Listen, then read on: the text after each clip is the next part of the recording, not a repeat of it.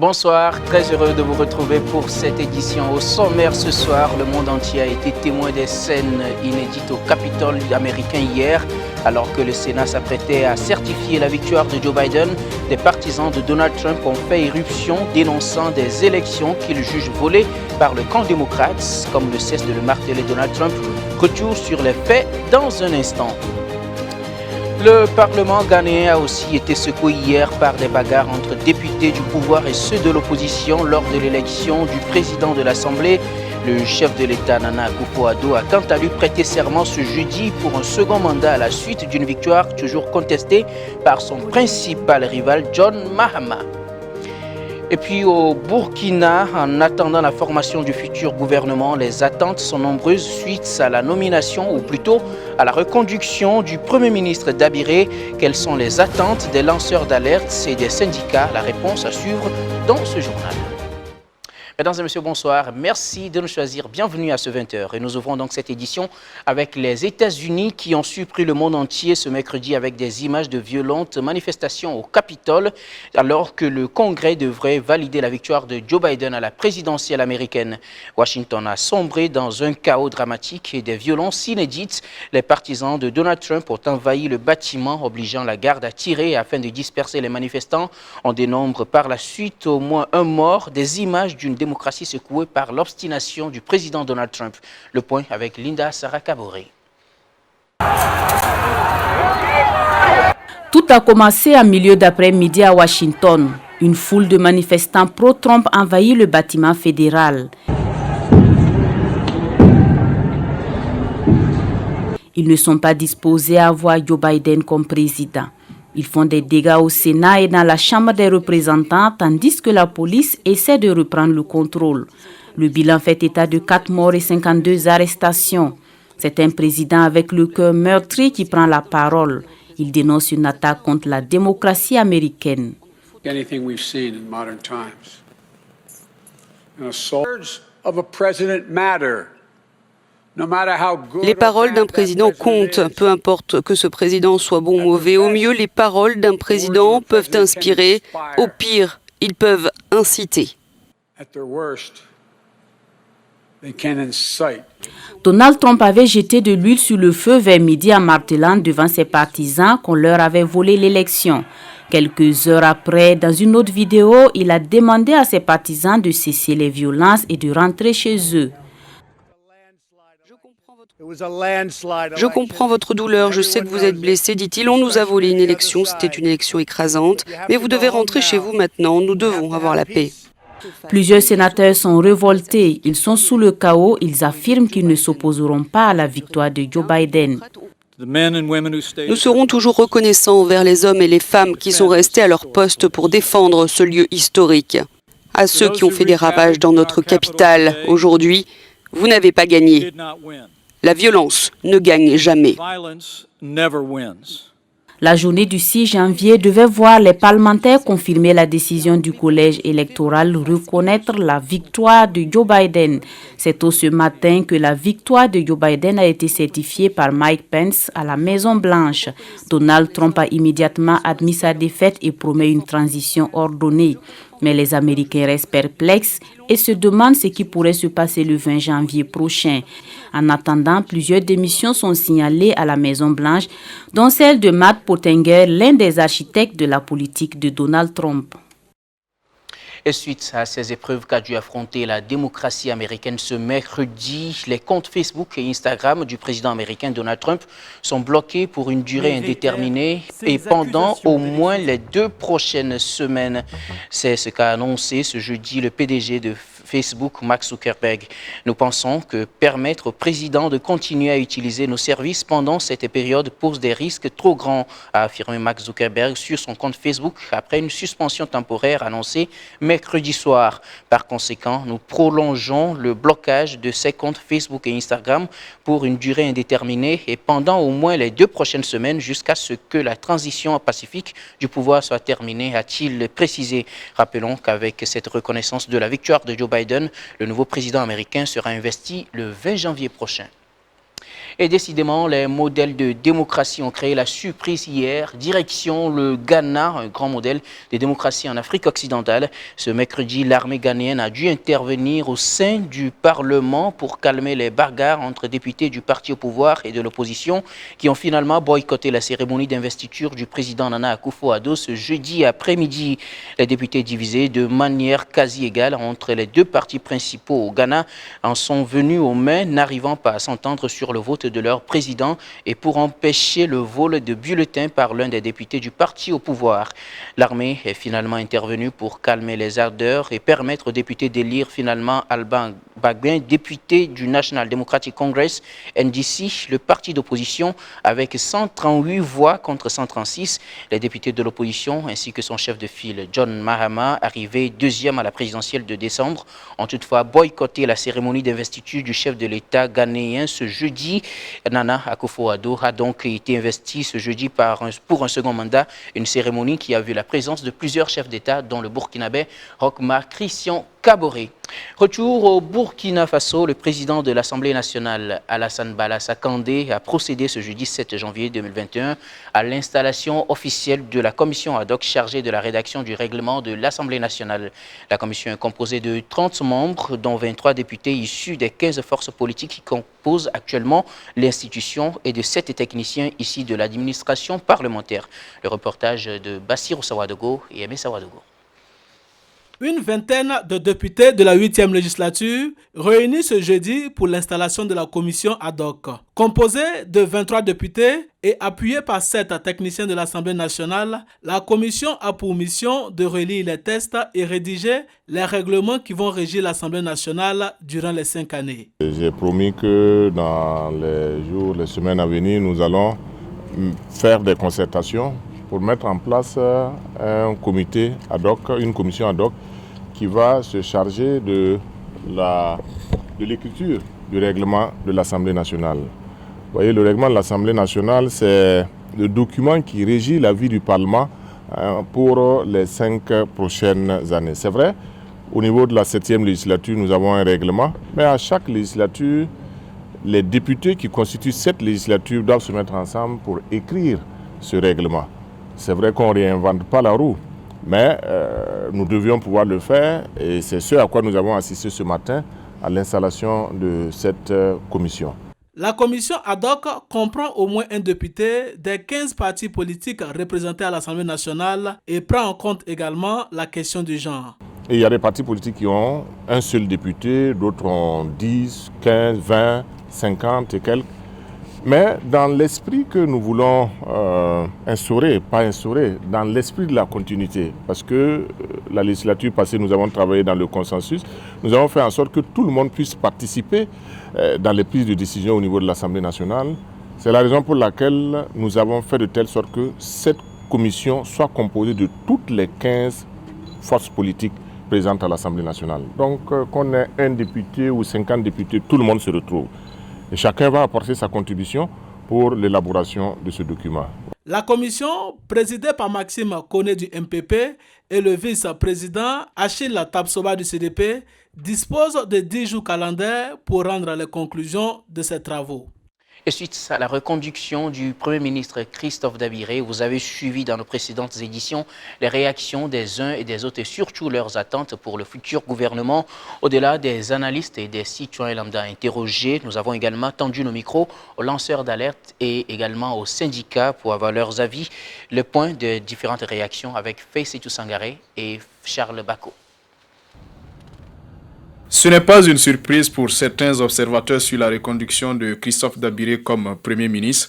Néanmoins, il est attendu de lui et de son futur gouvernement qu'il redonne confiance aux jeunes afin de décourager les sentiments d'immigration de certains qui ne croient qu'à la réussite de leur pays d'origine. Mais en même temps, il serait aussi souhaitable que le Premier ministre Christophe Dabiré étoffe le nombre de femmes dans son futur gouvernement. Les jeunes que je rencontre veulent quitter le pays, veulent aller se chercher. Et je pense que le gouvernement doit donner un répondant à cette fuite de la jeunesse, parce qu'un pays est fort par sa jeunesse. Et quand ta jeunesse n'est plus là, quand ta jeunesse fuit pour aller chercher mieux ailleurs, c'est triste. C'est dommage parce qu'on a besoin de ces bras valides-là. Et ce n'est pas des jeunes qui doivent encore aller construire les autres pays pour juste avoir leur pitance quotidienne et revenir au Burkina. Donc c'est une de mes attentes à ce qu'on rétablisse vraiment, on restaure la confiance en la jeunesse comme Sankara avait pu le faire. Moi j'aimerais voir dans son prochain gouvernement beaucoup de femmes parce qu'on a essayé avec les hommes pendant des années et je pense qu'aujourd'hui il faut essayer de faire confiance aux femmes. Je pense que les femmes, quand vous regardez même pendant la campagne politique, il n'y avait qu'une seule candidate, mais elle avait une certaine énergie incroyable à travers laquelle on peut faire une lecture de la suite des événements où on se dit que si un jour on confie ce pays à des femmes, on va avoir des résultats très satisfaisants. Mais chez les syndicats comme la Fédération nationale des taximens et des travailleurs du secteur des transports du Burkina, il faut moderniser les taxis. On attend concrètement qu'on nous accompagne, comme des autres pays nous accompagnent pour renouveler notre parc. Et puis des subventions aussi de l'État si c'est possible. Et puis par rapport au plan de circulation de la ville de Ouaga et Bobo, parce que si vous voyez en Afrique, la sous-région, c'est le seul pays burkinabé qui n'a pas de plan de circulation. Christophe Dabiré avait été nommé Premier ministre le 21 janvier 2019 pendant le premier mandat du chef de l'État Roch-Marc Christian Kaboré. Il devra, avec son futur gouvernement, faire face à plusieurs défis, la lutte contre l'insécurité, le dialogue social et la relance économique, entre autres. Et en attendant la formation du futur gouvernement, la coordination des syndicats et des associations professionnelles, des commerçants et des acteurs de l'économie informelle se prononce déjà sur la possibilité de reconduire l'ancien ministre du Commerce, Aruna Kaboré. Elle l'a fait savoir ce matin au grand marché de Ouagadougou, Rorwoko, lors d'un sitting. La coordination regrette que l'ancien ministre ne soit pas suffisamment bon rassembleur. Reportage à Chiloui Drago et à Sanatou Traoré. Retentissement de coups de sifflet, pancartes à la main, répétant les uns après les autres, nous ne voulons plus de Aruna Kaboré. C'est par ce tact que la coordination des syndicats et des associations professionnelles des commerçants et acteurs de l'économie informelle a montré son mécontentement vis-à-vis de la gestion précédente de l'ancien ministre en charge du commerce, Aruna Kaboré. Plusieurs raisons justifient cette sortie selon la dite coordination. On a eu une rencontre au niveau du CBC où il a vraiment présenté en tout cas un programme qui vraiment n'était pas favorable. Parce que nous on a demandé, par exemple si vous prenez le cas du commerce, on a demandé qu'on essaie de diversifier le commerce. Parce qu'il doit y avoir des grossistes, des demi-grossistes et des détaillants. Jusqu'à là, on n'a rien senti dans ce milieu. Et nous avons demandé à ce que, pour rencontrer le gars, pour pouvoir lui mettre au parfum de la chose. Bon, il a voulu passer par des intimidations pour dire que non, nous devons l'écouter. Obligatoirement, nous devons en tout cas obéir à lui ses droits. Nous ne sommes pas d'accord. Nous sommes des gens, nous sommes censés sortir, chercher, manger à la sueur de notre front. On n'a pas besoin que quelqu'un vienne nous imposer quoi que ce soit. La position de Moussa Ilboudo et ses compagnons est claire. Plus de Aruna Kaboré à la tête du commerce burkinabé. Même s'ils restent figés sur leurs décisions, ils sont tout de même conscients que le dernier mot revient au chef de l'État. La coordination l'exhorte donc à prendre en compte sa revendication pour la bonne marche du secteur du commerce. La proposition de Aruna Kaboré, là, c'est parce qu'on était sorti d'une situation d'insurrection où toutes les couches étaient là, chacun proposait ses gens. Mais aujourd'hui, il est libre.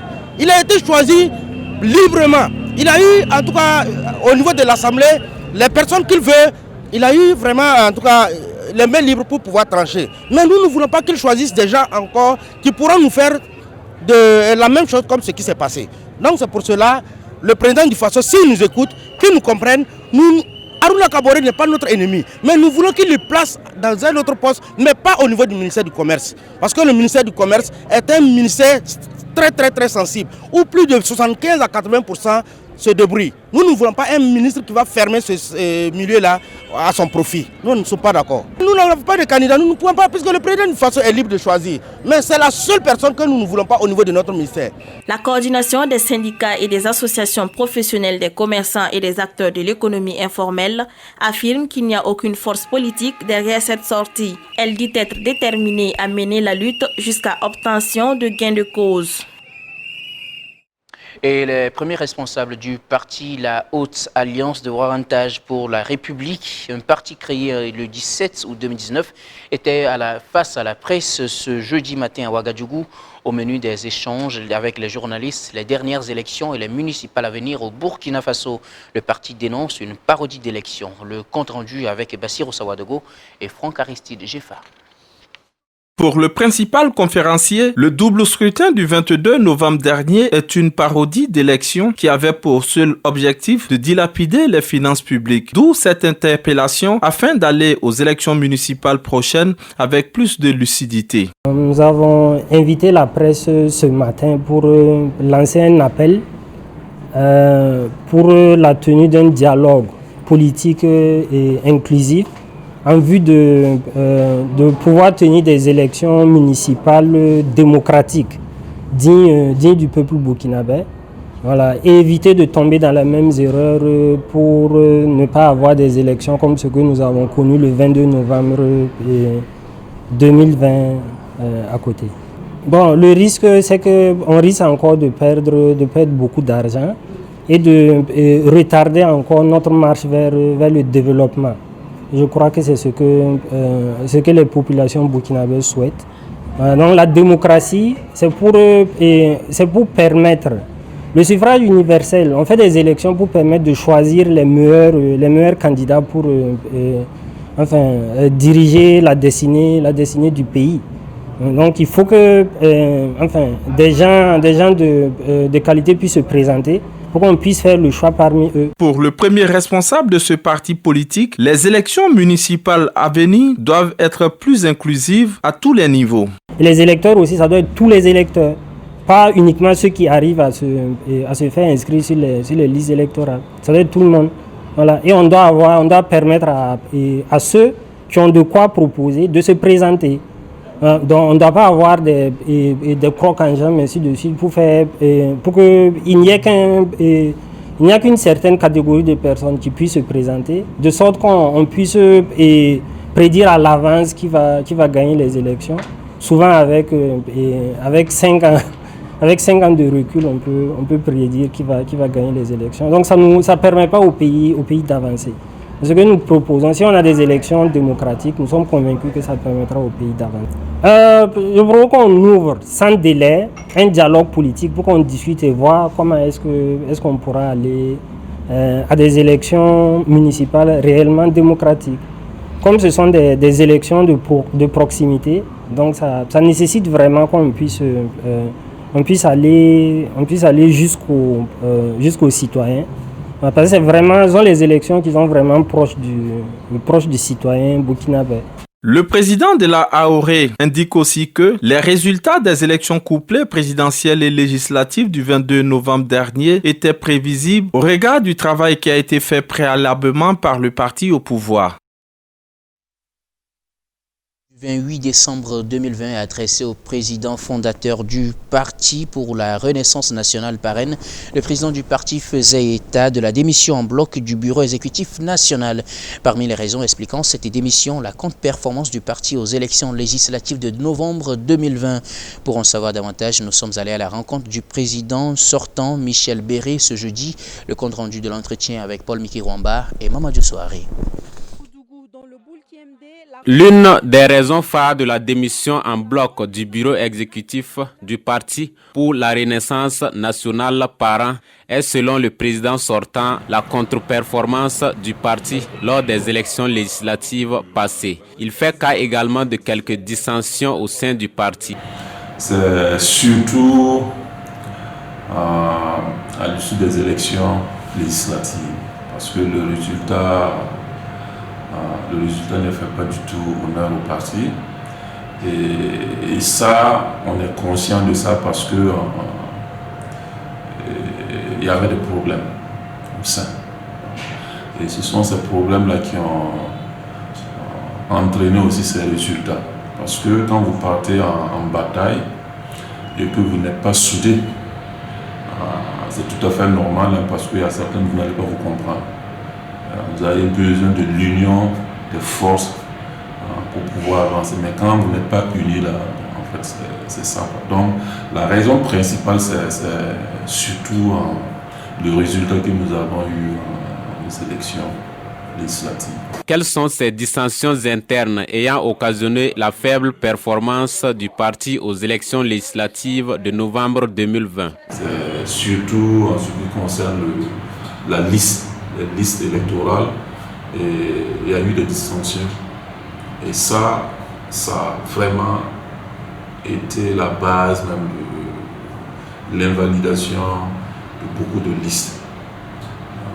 Là, je parle de beaucoup de listes parce qu'on a au moins 13 provinces dont les dossiers n'ont pas été validés. Et en plus de la liste nationale, donc c'est pour ça que je parle d'au moins 10 provinces. Alors que si vous prenez ça dans chaque province, c'est prenez par dossier. Parce que par dossier, il y a des pièces. Et parmi ces pièces, il n'y a qu'une seule pièce qui manque.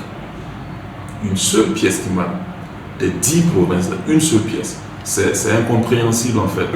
Moi, en tant que premier responsable du parti, je le prends pour content. Et j'assume aussi, parce que pour moi, j'ai fait confiance à une équipe. En toute sincérité. J'ai travaillé avec le cœur ouvert. Et je pense que quand on est en équipe aussi, c'est ce qu'il faut. Et s'il n'y a pas ça, c'est difficile d'avancer. Il ne s'agit pas là d'une démission proprement dite du Parti pour la Renaissance nationale, mais plutôt d'une démission de l'exécutif, a tenu à clarifier le désormais président sortant du parent. C'est le bureau national qui démissionne en fait. Donc jusqu'à l'heure actuelle, je suis toujours militant en fait, du parti. Alors, comment les choses vont évoluer et là, bon, c'est toute une stratégie qu'il faut mettre en place. Et je vois déjà que le père fondateur a mis une équipe en place. Voilà. Et je pense que cette équipe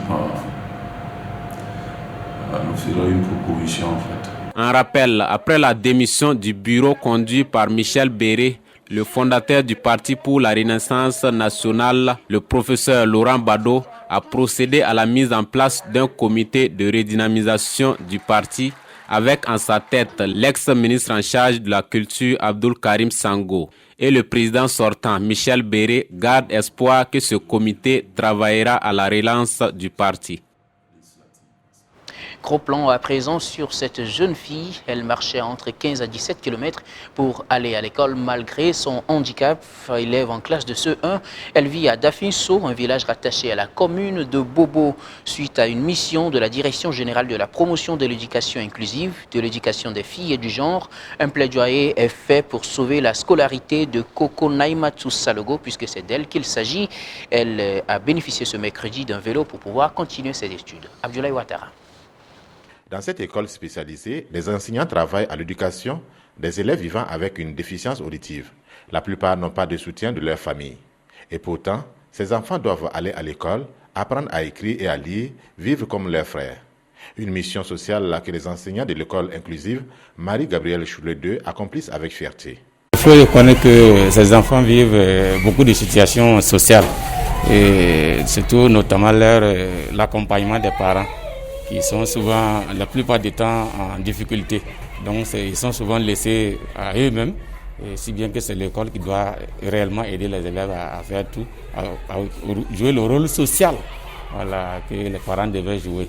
Donc il y a beaucoup d'élèves qui viennent en retard parce que la situation familiale n'est pas aussi reluisante.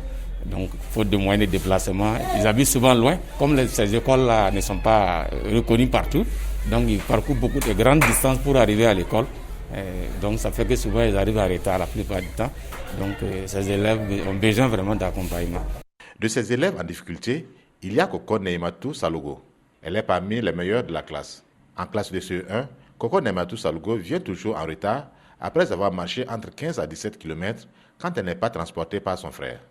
Un élève qui est en retard, qui vient souvent à 9h, 10h, souvent qui n'arrive pas à l'école. Si avec ce vélo, elle peut être à l'heure tous les jours à l'école, je pense que déjà c'est une réussite pour elle. C'est une première condition. L'accès à l'école lui faisait problème, défaut parce qu'elle parcourt 15 km avant d'arriver ici. Donc elle aura dû fatiguer. Donc je pense qu'avec ce vélo, ça va l'aider beaucoup à être présent et à mieux se donner psychologiquement et puis voilà, mentalement aussi. L'éducation inclusive voudrait que tous les enfants aient accès à l'éducation. Les enfants vivant avec un handicap ont droit à l'éducation et la Direction générale de la promotion de l'éducation inclusive, de l'éducation des filles et du genre en fait son cheval de bataille. Elle vient ainsi soulager la souffrance de la petite Naïmatou en l'offrant une bicyclette. Donc c'est pour aider l'écolière à pouvoir aller à l'école comme les autres. Elle doit être un peu éloignée de l'école et elle n'a pas un moyen de déplacement. Donc la Direction générale de la promotion de l'éducation inclusive, de l'éducation des filles et du genre, lors de son passage ici à Bobo, a remarqué son cas et ils ont voulu lui faire un don de vélo pour qu'elle puisse se soulager. C'est dans ce cadre que ce vélo est arrivé aujourd'hui et c'est la Direction générale qui l'a envoyé de Ouagadougou. Quoi de plus normal pour la première responsable du service en charge de la promotion de l'éducation inclusive, de l'éducation des filles et du genre à la Direction provinciale de l'éducation préscolaire, primaire et non formelle du Houé, d'appeler la bénéficiaire à la prudence et les parents à l'entretien du don. Il faut que l'enfant soit très prudent puisqu'elle est sourde. Donc, c'est des conseils relatifs à la circulation et également à l'entretien du vélo. C'est vrai, c'est un don, mais il faudrait que les parents aussi s'investissent pour l'entretien. S'il y a des gens qui se réjouissent pour ce don, c'est bien la famille de Naïmatou, car son frère était obligé de l'accompagner à cause de la distance. Il y avait vraiment des difficultés. La maison est très éloignée. Pour marcher venir à l'école, elle était en retard. Dieu merci. Nous avons reçu la bonne nouvelle et nous sommes contents. On ne peut que remercier car des fois elle venait 8h ou 9h. C'est trop distant. Elle ne peut pas marcher ça. En recevant ce don, Naïmatou ne peut que dire merci aux donateurs. L'école inclusive Marie-Gabrielle Chouret II compte à ce jour 53 élèves vivant avec une déficience auditive. Football à présent, le Salitas Club de Ouagadougou a battu ce mercredi le club soudanais d'Al Amal par 2-0. C'était un match retour du deuxième tour de la Coupe de la CAF. Les Colombes de Ouagadougou obtiennent ainsi leur ticket pour le tour de cadrage. Jerry Devkodo. Il aura fallu 7 minutes aux Colombes pour ouvrir le score par l'intermédiaire de Michel Aouba. Khalifa Nikiema va doubler la mise à la 45e minute.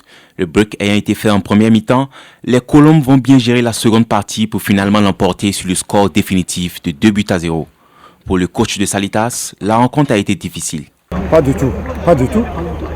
Match facile, c'est trop dur. Chaque équipe a un temps fort. Je crois vers la fin, nous avons adopté une stratégie, les laisser jouer. On sait que tous les plans, nous avons placé les jeux. Vous avez à chaque fois trébuché devant la défense et puis repartir. Parce que c'est une équipe qu'on a déjà vu jouer à l'extérieur, donc on a pris toutes les dispositions nécessaires pour engager la victoire. Passable, parce que tout n'a pas été rose pour nous. Mais l'essentiel c'était d'avoir les 3 points et nous avons pu se qualifier. C'est ça qui est important pour nous. On va tirer les leçons pour les prochaines séances à venir. Voilà. À l'issue de cette victoire, où l'équipe de Al Amal n'a fait que subir, le milieu défensif des Colombes, Sami Ien, se dit satisfait et nous livre ses impressions. C'était pas facile, on était préparé que ça serait un match difficile. Oui, c'est vraiment un point pour nous, car on s'est vu, on s'est parlé, on voulait donner coûte que coûte la victoire à l'équipe avant de rejoindre le groupe au Cameroun. C'est notre objectif. On était préparé coûte que coûte. Ça veut dire que ça ne sera pas un match facile, mais on était prêt pour relever les défis. Avec ce cumul de 3-0, les Colombes se qualifient ainsi pour le dernier tour préliminaire de la Coupe CAF, puisqu'au match aller au Soudan, elles l'avaient emporté par le score de 1-0. Toujours en page football, la première phase du championnat national de première division, le Face au Foot D1, a connu son dénouement le week-end dernier à l'issue de la 17e journée. Au total, 150 matchs ont été disputés sur les 153 prévus et 290 buts ont été marqués selon les premiers responsables de la Ligue de football professionnel. Le bilan de cette première partie du championnat national de D1 avec Bassirou Sawadogo et Franck Aristide Jeffa. Malgré un début de saison tumultueux avec le refus de 7 clubs de jouer la première journée, cette phase aller du championnat a pu se dérouler dans de très bonnes conditions selon les premiers responsables de la Ligue de football professionnel. On a pu jouer 150 matchs sur les 153 qui sont prévus.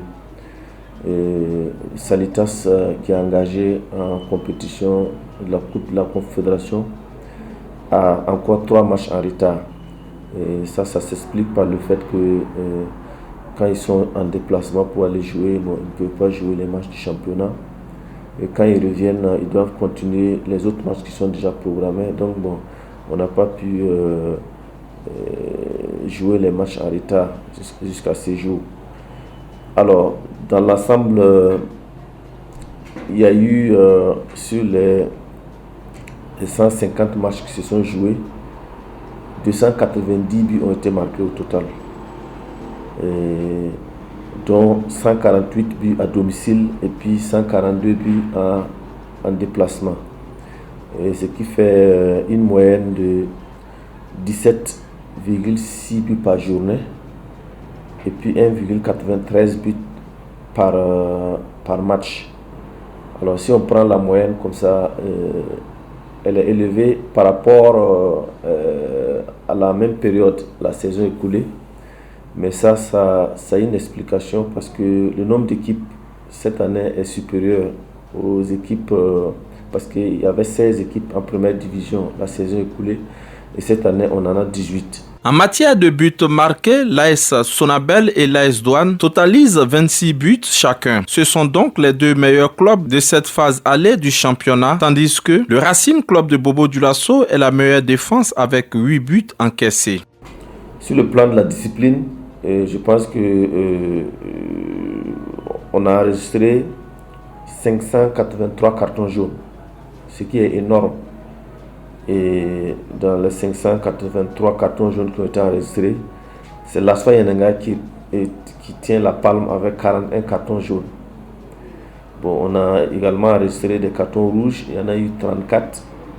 Et c'est Léopard de Saint-Camille qui a enregistré le plus grand nombre de cartons rouges avec 7 cartons rouges. En matière de buts marqués, c'est l'AS Douane et l'AS Sonabel qui ont totalisé 26 buts, qui sont les meilleures attaques.